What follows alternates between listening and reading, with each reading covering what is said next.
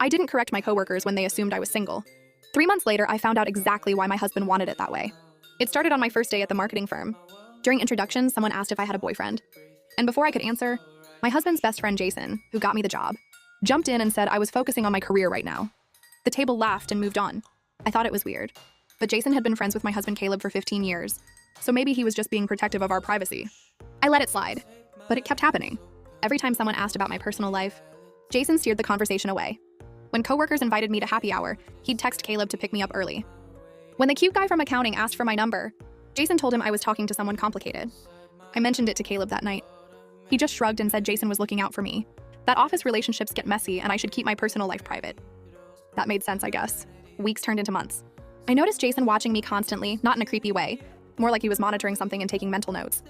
He'd ask casual questions about my marriage, how Caleb was treating me, whether everything was good at home, why I seemed tired lately. I always said everything was fine, because it was. Caleb and I had been married for 2 years. We were happy, at least I thought we were. Then the company holiday party happened.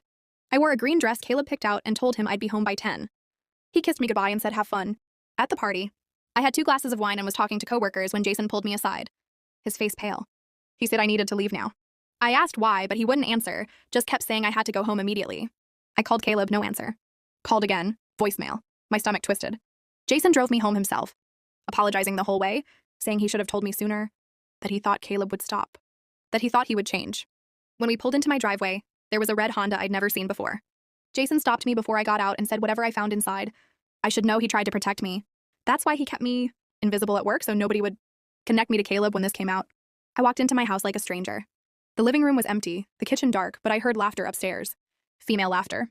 I climbed the stairs slowly and pushed open the bedroom door. Caleb was in our bed with a woman I'd never seen. They froze when they saw me. She scrambled for her clothes. Caleb just stared at me, not with guilt or shame, but annoyance. Like I'd interrupted something important. I asked how long. My voice didn't sound like mine. Caleb sighed and asked if it mattered. The woman started crying, apologizing, saying she didn't know he was married because nobody at work mentioned a wife and she thought he was single. That's when everything clicked. She worked at his company. The reason Jason kept my existence hidden wasn't to protect my privacy. It was to protect Caleb's double life. Every time Jason steered conversations